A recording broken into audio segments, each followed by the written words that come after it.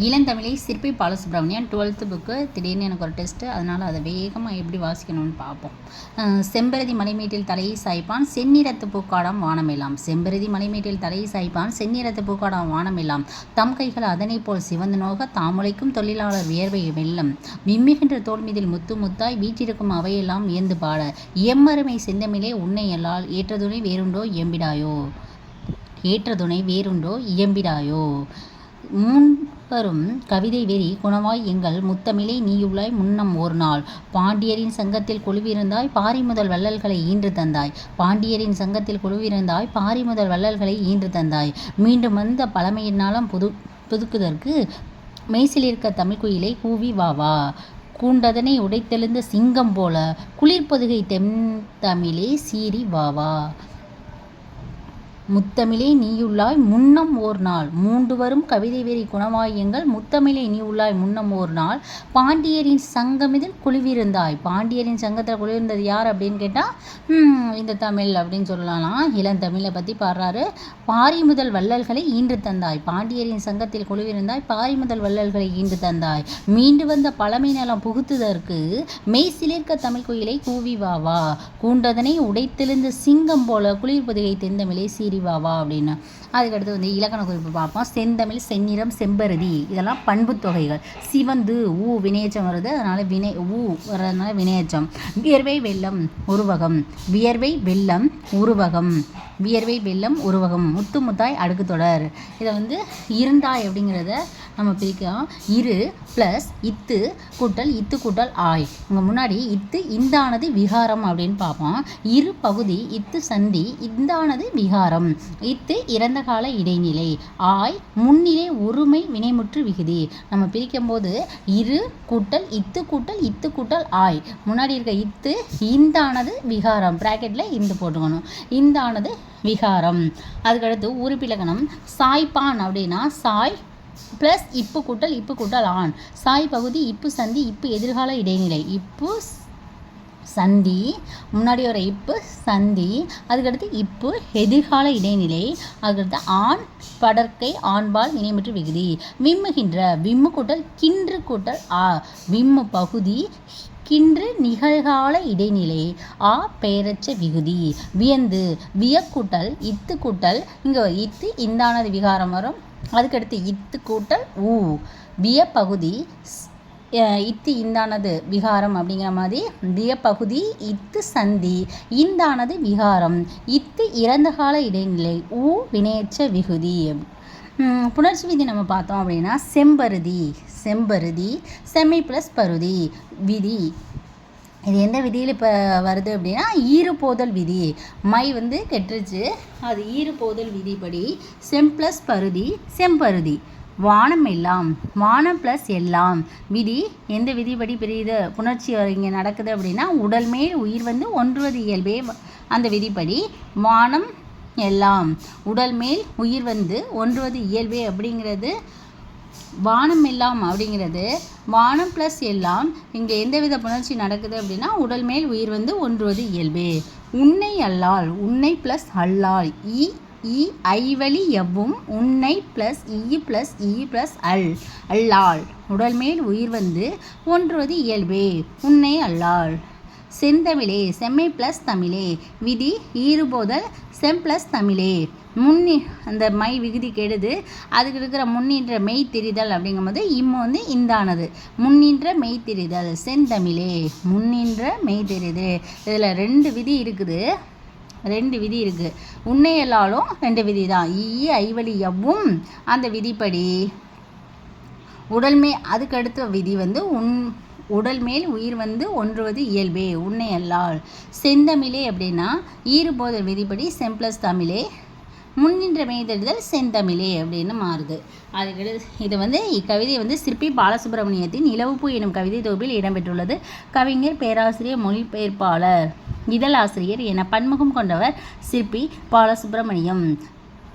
பாரதியார் பல்கலைக்கழகத்தில் தமிழ்துறை தலைவராக பணியாற்றியவர்.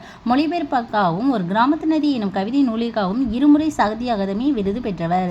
இவருடைய கவிதைகள் ஆங்கிலம், கன்னடம், மலையாளம், மராத்தி, இந்தி ஆகியவற்றில் மொழிபெயர்க்கப்பட்டுள்ளன. ஆங்கிலம், கன்னடம், மலையாளம், மராத்தி, இந்தி 5 மொழியில் ஆங்கிலம், கன்னடம், மலையாளம், மராத்தி, இந்தி ஆகியவற்றில் மொழிபெயர்க்கப்பட்டுள்ளன. இவர் ஒளிப்பறவை, சர்ப்பயாகம், சூரிய நிழல், ஒரு கிராமத்து நதி, பூஜ்ஜியங்களின் சங்கிலி.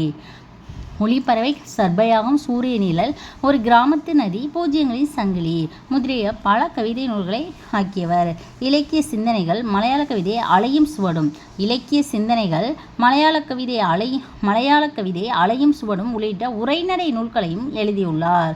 மலையாளத்திலிருந்து கவிதைகளையும் புதினங்களையும் தமிழில் மொழிபெயர்த்துள்ளார். சாகித்ய அகாதமியின் செயற்குழு உறுப்பினராகவும் இருக்கிறார். சிற்பி பாலசுப்ரமணியம். 12th முதல் கவிதை அந்த நூல் இளந்தமிழ் எழுதினது யாரு அப்படின்னா சிற்பி பாலசுப்ரமணியம். இது எதில் இருக்குது அப்படின்னா இக்கவிதை சிற்பி பாலசுப்ரமணியத்தின் நிலவூப்பு எனும் கவிதை தொகுப்பில் இடம்பெற்றது தான் இளந்தமிழே. அதுக்கடுத்து நம்ம பார்க்க போகிறது தமிழ் மொழியின் நடை அலையியல். தீசு நடராஜனோடது அழகு. இந்த பேரண்டத்தின் செய்தி உண்மையுமாய் ஒளியுமாய் உணர்வையும் அறிவையும் கவர்ந்து உயிரில் கலக்கும் அதன் ஆற்றல் உணர்வு நிலையினையும் அறிவிப்புலனையும் இலக்கியமாக ஆக்குகிறது. அவ்விலக்கியத்தை முன்கொண்டு செல்கிறது. தமிழில் இதனுடைய வழித்தடங்கள் ஆழமாக பதிந்துள்ளன. அறியப்பட்ட வரலாற்று காலத்தின் தொடக்கமாக தோற்றம் தருகிற சங்க இலக்கியம் குறிப்பிட்ட சில அலையியல் பரிணாமங்களை வரித்து கொண்டுள்ளது. மொழிசார் கலை அலையியலை உருவாக்குவதற்கு தளம் அமைத்து தருகின்ற தொல்காப்பியம் இலக்கியத்தையும் மொழியையும் ஒரு சேர பேசுகின்ற இலக்கணம் ஆகும். இலக்கியத்தையும் மொழியையும் ஒரு சேர பேசுகின்றது எது அப்படின்னு கொஸ்டின் வந்தால் அது தொல்காப்பியம்.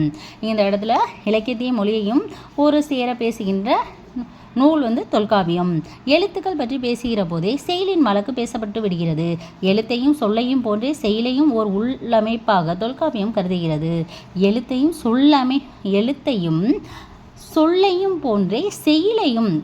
சொல்லையும் போன்றே செயலையும் ஒரு உள்ளமைப்பாக தொல்காப்பியம் கருதுகிறது. ஏனைய கலைகளில் இருந்து கவிதை கலையை வேறுபடுத்துகின்ற அதன் முதன்மையான தனிச்சிறப்பான பண்பு இது. கிரேக்கம், வடமொழி முதலிய பிற மொழிகளை விட தமிழ் இதனை திட்டவட்டமாக புரிந்து வைத்துள்ளது. பேசுபவன், கேட்பவன் ஆகியோருடைய தனிப்பட்ட சூழல்கள், பேசும்போதும் கேட்கும் போதுமான தனி சூழல்கள் ஆகிய மட்டுமல்லாது வரலாறு முழுக்க மொழி மனித நாக்குகளின் ஈரம் பட்டு கிடக்கின்றது. அதனே இலக்கியம் தனக்குரிய அழகியல் சாதனமாக மாற்ற வேண்டியிருக்கிறது. உவமம், உருவகம், எச்சம், குறிப்பு, உள்ளுரை, இறைச்சி முதலிய மொழியின் இயல்பு வழக்குகளை கலையியல் வழக்குகளாக மாற்றுபவை. இலக்கியம் என்ற மொழிசார் கலை மொழியின் தனித்துவமான பண்புகளை இயன்ற மட்டும் தனக்குரியதாக்கி கொள்கிறது. இலக்கியத்திற்கு ஒரு சிறப்பு தன்மையை தந்துவிடுகிறது. இத்தகைய தன்மைதான் கவிதைத்தனம் அல்லது இலக்கியத்தனம் என்று பேசப்படுகின்றது. இத்தகைய தன்மைதான் இலக்கியத்திற்கு ஒரு சிறப்பு தன்மையை தந்துவிடுது. இத்தகைய தன்மைதான் கவிதைத்தனம் அல்லது இலக்கியத்தனம் என்று பேசப்படுகின்றது. இதனால் மொழி சார்ந்த பொருள் மொழி சார்ந்த கலையாக ஆகிவிடுகின்றது. கலை முழுமை. இலக்கியத்தின் பயன் பற்றி தமிழ் இலக்கிய மரபில் அழுத்தமான கருத்து உண்டு. அறம்பொருள் இன்பமாகவோ அல்லது வேறு ஏதோ ஒரு உயர்ந்த குறிக்கோளாகவோ இந்த பயன் இலக்கிய உருவாக்கத்தில் இடம்பெற வேண்டும். பின்னால் வந்தவர்கள் இதனை இயந்திரப்போக்காக தனியாக ஓட்டாமல் கூறியுள்ளனர். ஆனால் தொல்காப்பியம் மிகவும் தெளிவாக இலக்கியத்தின் நோக்கம் அல்லது அறவியல் சார்ந்த கருத்து நிலைகள் கலை உருவாக்கத்தின் போது சரிவர இணைந்திருக்க வேண்டும் என்பதனை சுட்டிக்காட்டியுள்ளது. இத்தகையதோர் முழுமைதான் கலை முழுமை எனப்படுகின்றது. சங்க இலக்கியம் அகத்திணை சார்ந்த செய்திகளையும் புறத்திணை சார்ந்த செய்திகளையும் பாடல் பொருளாக வடிவமைத்து உள்ளது. சங்க இலக்கியம் அகத்திணை செய்திகளையும் புறத்திணை செய்திகளையும் பாடல் பொருளாக வடிவமைத்து உள்ளது. அகன் ஐந்தினை பேசுகின்ற தொல்காப்பியம் புணர்தல், பிரிதல் முதலான அகன் ஐந்தினைகளை இன்பம், பொருள், அறம் ஆகிய அறவியல் இலட்சிய பொருட்களோடு இரண்டர இணைத்து விடுகின்றது. தொல்காப்பியம் புணர்தல், பிரிதல் முதலான அகன் ஐந்தினைகளை இன்பம், பொருள், அறம் ஆகிய அறவியல் இலட்சிய பொருட்களோடு இரண்டர இணைத்து விடுகின்றது. இன்பம், பொருள், அறம் ஆகிய அறவியல் இலட்சிய பொருட்களோடு இரண்டர இணைப்பது எது அப்படின்னு கேட்டால் தொல்காப்பியம் சொல்லலாம். அதுபோல் இன்னொரு இடத்தில் பாவகைகள் ஆசிரியம் முதற்கொண்டு 4 என சொல்லிவிட்டு தொடர்ந்து அந்நில மருங்கின் முதலாகிய மும்முதல் பொருளுக்கும் உரிய என்ப. தொல்காப்பியம் செய்யுளியல்ல இந்த 100 ரூபாய் வருது. அந்நில மருங்கின் முதலாகிய மும்முதல் பொருளுக்கும் உரிய என்ப.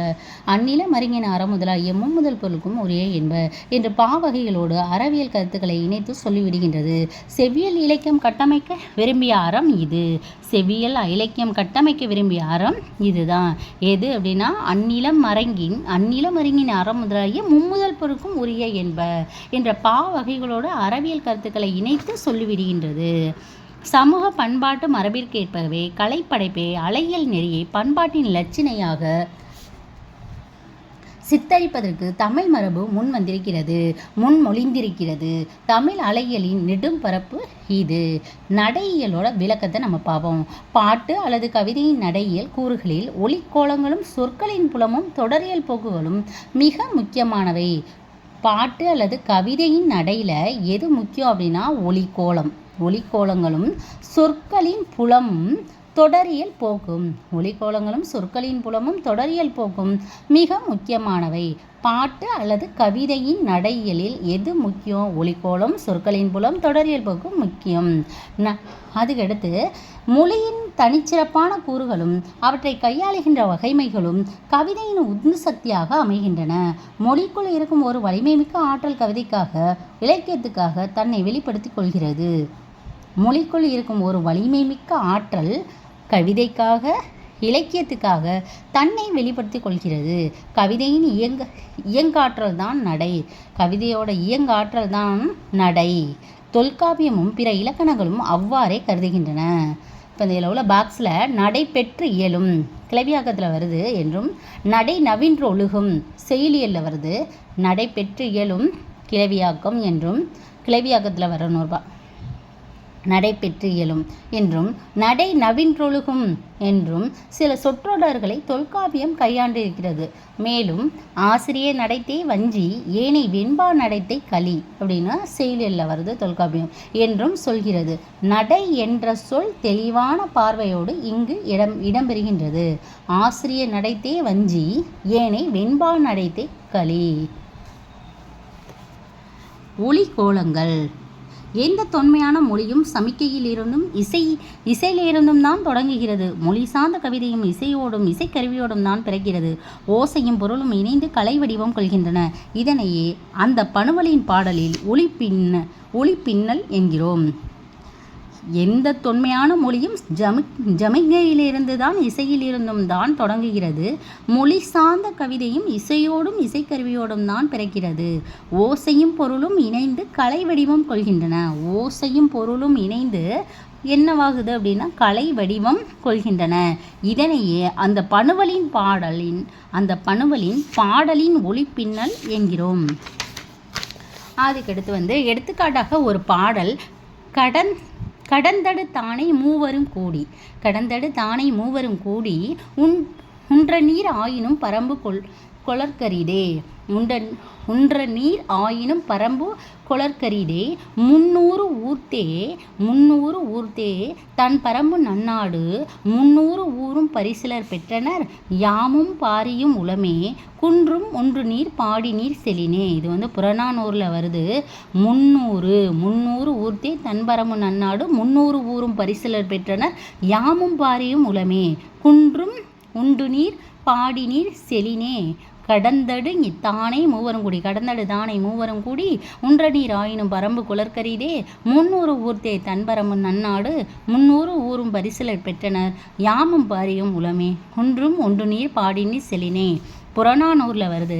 எனும் இப்பாடலில் வன்மையான உணர்ச்சியை காட்டுகின்ற விதத்தில் க த ட ர முதலிய வல்லினமைகள் பிற மெல்லின இடையினமைகளை காட்டிலும் அதிகமாக வருதலை அறிந்து கொள்ளலாம். இன்னும் சில பாட்டில் அடிகளை இங்கே இதன் அடிப்படையில் ஒப்பிட்டு பார்த்து ஒலிக்கோலத்தின் வலிமையை அறிந்து கொள்ளலாம். சிறு சிறு வாக்கியங்கள் பேசுவோரின் அறுதியிட்டு பேசும் தன்மையை காட்டுகின்றன. படாம் ஈத்த கெடா நல்லிசை கடா யானை களிமண் பேகா. இது புறநானூறு. படாம் ஈத்த கெடா நல்லிசை கடா யானை களிமான் பேக. புணரின் புணராது பொருளே பொருள்வையின் பிரியின் புணராது புணர்வே. இது நற்றிணை. மேலே வந்த படாம் ஈத்த கெடா நல்லிசை கடா யானை களிமான் பேகானா புறநானூறு பாட்டு. புணரின் புணராது பொருளே பொருள்வையின் பிரியின் புணராது புணர்வே அப்படின்னா நற்றிணை. நுந்தை தந்தைக்கு இவன் தந்தை தந்தை. நுந்தை தந்தைக்கு இவன் தந்தை தந்தை புறநானூறு. இப்படி பல உயிர் ஒலிகள் குறிப்பாக நெடில் ஒலிகளின் வருகையும் சில ஒலிகளும் சில சொற்களும் திரும்ப வரல் தன்மை பெற்றிருப்பதும் இவற்றோடு சேர்ந்து நிகழ்த்த பெறும் சொல் விளையாட்டுகளும் இங்கே கவனத்துக்கு உரியன. இந்த ஒலிக்குளம் சங்க பாடல்களின் முக்கியமான ஒரு பண்பு. சொற்புலம் பார்ப்போம். சொல்லில்தான் உணர்வும் பொருளும் பொதிந்து கிடக்கின்றன. கலையும் பண்பாடும் வரலாறும் அரசியலும் பொதிந்து கிடக்கின்றன. சொல்வளம் என்பது ஒரு பொருள் குறித்து வரும். பல சொல்லாய் பல பொருள் குறித்து வரும். சொல்வளம் ஒரு பொருள் குறித்து வரும். சொல்வளம் என்பது ஒரு பொருள் குறித்து வரும். பல சொல்லாய் பல பொருள் குறித்து வரும். ஒரு சொல்லாய் வருதலும் பல துறைகளுக்கும் பல சூழல்களுக்கும் பல புனைவுகளுக்கும் உரியதாய் வருதலும் உணர்வும் தெளிவும் கொண்டதாய் வருதலும் என்று செழிப்பான தளத்தில் சொல் விளைச்சல் கண்டிருப்பதை குறிப்பது ஆகும். சொல் பல வகையில் வர்றத சொல் என்ன செழிப்பான தளத்தில் வரும் சொல் விளைச்சல் கண்டிருப்பதை குறிப்பது ஆகும் அப்படின்னு சொல்கிறாங்க. சங்க இலக்கியத்தில் இது மலர்ந்தும் கனிந்தும் கிடக்கின்றது. மலர்ந்தும் கனிந்தும் சங்க இலக்கியத்தில் கிடக்கின்றது. முல்லைக்கலியில் காளைகளில் பல இனங்களை காட்டுகின்ற சொற்கள் நிரம்பி முல்லைக்கலியில் காளைகளில் பல இனங்களை காட்டுகின்ற சொற்கள் நிரம்பி கிடக்கின்றன. இன்றைய இலக்கியத்தின் இப்படித்தான் கி ராஜநாராயணன் கிடை எனும் குறுநாவலில் கிடை எனும் நாவலில் ஆடுகளின் அடையாளங்களை பல பெயர்கள் சொல்ல அழைக்கிறார். சொல்வளம் ஒரு பண்பாட்டின் அடையாளமாகவும் இருக்கிறது. சொல்வளம் என்பது தனி சொற்களாக நிறைந்து அமைவதையும் குறிக்கும். சொல்வளம் என்பது தனி சொற்களாக நிறைந்து அமைவதையும் குறிக்கும். ஒன்றுக்கு மேற்பட்ட சொற்களை கவவுக்கை நெகிழாமல் முயங்கி கிடப்பதையும் குறிக்கும். ஒன்றுக்கு மேற்பட்ட சொற்கள் கவவுக்கை நெகிழாமல் முயங்கி கிடப்பதையும் குறிக்கும். தமிழில் சில தொகை மொழிகள் வைகுறு விடியல் கன்னி விடியல் புல்லன்ற மாலை நல்லன்ற யாமம் காமர் வனப்பு மான்கவின் காண்டகு வனப்பு கவினுறு வனப்பு தீதுநீர் நெடுநீர் சின்னீர் பனிநீர் ஒவ்வெல்லருவி பாறைக்குரல் எழிலி பறைக்குரல் எழிலி பொய்படு சொல் நகைக்கூட்டம் ஓவச் செய்தி இப்படி 1000 சங்க இலக்கிய மொழியில் அடையாளமாக உள்ள ஒரு பண்பு இது. இதனை தொகைநிலை என்று தொல்காப்பியம், அதாவது அந்த கவவு கை நெகிழாமல் முயங்கி கிடப்பது அப்படின்னு சொன்னாங்களா, அதுலேருந்து தொடர்ச்சி சங்க இலக்கிய மொழியில் அடையாளமாக உள்ள ஒரு பண்பு இது. இதனை தொகைநிலை என்று தொல்காப்பிய எச்சவியல் பேசுகிறது. தொகைநிலை என்று சங்க இலக்கிய மொழியில் அடையாளமாக உள்ள ஒரு பண்பு இது. அதாவது இந்த மேலே இருக்கிற தொகை மொழிகளை தொகைநிலை என்று தொல்காப்பிய எச்சவியல் பேசுகிறது. தொல்காப்பிய எச்சவியல் பேசுகிறதாம். நீர்படுகின்ற அல்லது நீர்ப்பட்ட பசுமையான களம் என்பது எதுவும் தொகாமல் வருகிற தொடர்மொழி. தொகாமல் அப்போ கொஸ்டினா நீர்படுகின்ற அல்லது நீர்ப்பட்ட பசுமையான களம் இது டேஸ் அப்படின்னா தொகைமொழியா தொகாமல் வருகின்ற தொடர்மொழியான்னு கேட்டால் இது தொகாமல் வருகின்ற தொடர்மொழி. தொகாமல் வருகின்ற தொடர்மொழி. நீர்படுகின்ற டேஸ் அல்லது நீர்ப்பட்ட பசுமையான களம் கொடுத்து இது தொடர்மொழியா தொகைமொழியா அப்படின்னா இது தொகாமல் வருகின்ற தொடர்மொழி. அதுவே நீர்ப்படு பசுங்கலம் என்று ஆகும்போது தொகைமொழி என்பது செறிவாக்கப்பட்ட ஒரு வடிவமைப்பு. தொகைமொழி அப்படிங்கிறது செறிவாக்கப்பட்ட ஒரு வடிவமைப்பு. அது வாக்கிய அமைப்பில் ஒரு சொல் போல நடைபெறும். இங்கே தொகைமொழி நீர்ப்படு களம் நீர்படுகின்ற அப்படின்னா அது தொடர்மொழி. நீர்ப்படு பசுங்கலம் அப்படின்னா அது தொகைமொழி. இது கொஸ்டினாக கேட்க வாய்ப்பு இருக்குது. தொடரியல் போக்குகள் ஒலிக்கோலம் சொற்புலமும் சொற்றொடர் நிலையும் பாடலின் தளத்தையும் ஏர் நடத்தி பண்படுத்தி போகின்ற என்றால் பாத்தி கட்டி வரப்பு உயர்த்தும் பணிகளை தொடரியல் வடிவம் செய்கின்றது. ஒலிக்கோலமும் சொற்புலமும் சொற்றொடர் நிலையும் பாடலின் தளத்தையும் இங்கே ஒலிக்கோலமும் சொற்புலமும் சொற்றொடர் நிலையையும் பாடலின் தளத்தையும் ஏர் நடத்தி பண்படுத்தி போகின்றது என்றால் பாத்தி கட்டி வரப்புயர்த்தி பணிகளை தொடரியல் வடிவம் செய்கின்றது. அப்போ முக்கியம் என்னென்னா ஒலிக்கோலம் முக்கியம், சொற்புலம் முக்கியம், தொடரியல் அமைப்பு முக்கியம். பாத்தி கட்டி வரப்புயர்த்தி பணிகளை தொடரியல் வடிவம் செய்கின்றது. சொல்வோருடைய மொழித்திறன் கேட்போர் வாசிப்போருடைய உளப்பாடாக மறித்தாக்கம் பெற வேண்டும். மறித்தாக்கம் பெற வேண்டும். பரிமாறப்படும் உணர்வுகளுக்கும் செய்திகளுக்கும் ஏற்ப தொடர்கள் நீர் நடத்தி ஏறி இறங்கவும் திரும்பியும் சுழன்றும் இயங்குகின்றன. உரைநடை வழக்கு, பேச்சு வழக்கு உள்ளிட்ட இயல்பு வழக்கில் தொடரமைப்பு என்பது எழுவாய் பிளஸ் செயல்படு பொருள் அல்லது பிறவற்றுடன் கூடிய அமைப்பு பிளஸ் பயனிலை என்று வருவதே மரபு. உரைநடை வழக்கு, பேச்சு வழக்கு உள்ளிட்ட இயல்பு வழக்கில் தொடரமைப்பு என்பது எழுவாய் செயல்படு பொருள் அல்லது பிறவற்றுடன் கூடிய அமைப்பு பிளஸ் பயனிலை என்று வருவதே மரபு. ஆனால் சங்க பாடல்கள் பலவற்றில் இது பிறழ்ந்து வருகிறது. கவிதை மறுதலை